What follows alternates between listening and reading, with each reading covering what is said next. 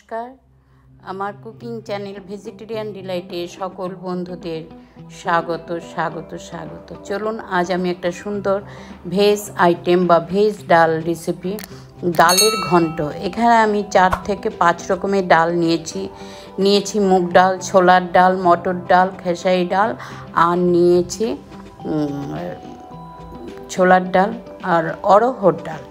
এগুলোকে প্রায় ভালো করে ধুয়ে পরিষ্কার করে 2 ঘন্টা মতো ভিজিয়ে রেখেছি। সব ডাল মিলে 750 গ্রাম হবে। মিশিয়ে ধুয়ে 2 ঘন্টা মতো ভিজিয়ে রেখেছিলাম। তারপর জল ঝারিয়ে 2টো সিটি দিয়ে প্রেসারে নামিয়ে নিয়েছি। আর এখানে আমি প্রায় গোটা 300 গ্রামের মতো হবে এরকম একটা বড় বেগুনকে কেটে একটু ছোট ছোট করে ভেজে রেখেছি।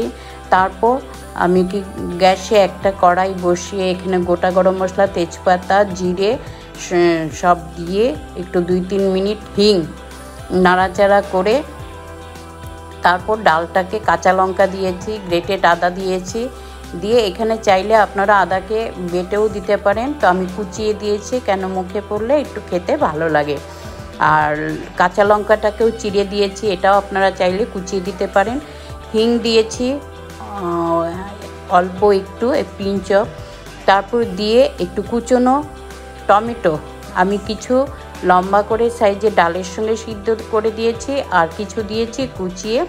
একটু নেড়ে 2-3 সেকেন্ড পর্যন্ত একটু নাড়বো। এগুলো নেড়ে তারপরে দিব আমি প্রায় 1 বাটি পরিমাণ গ্রেটেড নারকেল।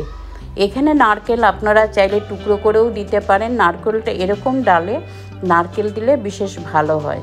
তো টমেটো, মশলা, কাঁচা লঙ্কা, আদা, সমস্ত নারকেল ভালো করে নাড়বো, নেড়ে দিব।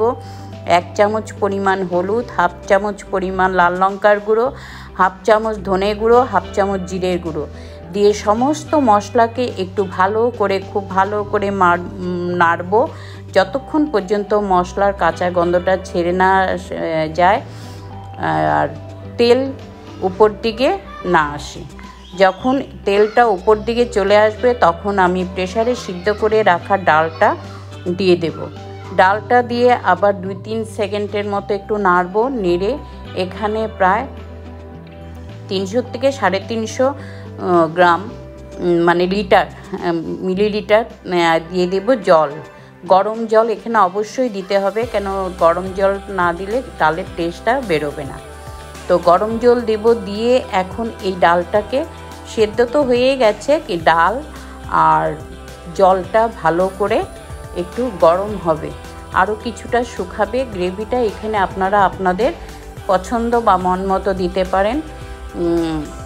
তারপর জলটা যখন পুরো ফুটে উঠবে এখানে আরও কিছু চিড়ে কাঁচা লঙ্কা, 1 টেবিল স্পুন দিয়ে দেব গরম মশলা গুঁড়ো, আর 1/2 টেবিল স্পুন দিব হচ্ছে কালো মরিচের গুঁড়ো, মানে কালো মরিচের ড্রাই রোস্ট করা গুঁড়ো, আর ভেজে রাখা বেগুনটাও আমি এখানে দিয়ে দেব 1 চামচ পরিমাণ ঘি দিয়ে সমস্ত কিছু ভালো করে একটু নাড়বো। জলটাও একটু শুকিয়ে যাবে।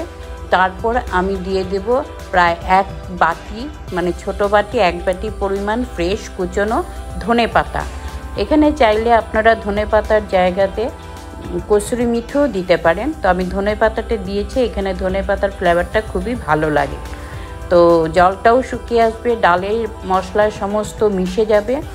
এখন পুরো ডালটা আমার রেডি পরিবেশন করার জন্য। এটার নাম দিয়েছি ডালের ঘন্ট। এটা রুটি, লুচি, পুরি বা ভাতের সঙ্গে, প্লেন ভাতের সঙ্গে একটু আলু ভাজা বা আচার পাঁপড় নিয়েও খেতে পারেন, শুধু খাওয়া যায়, ভালো লাগবে।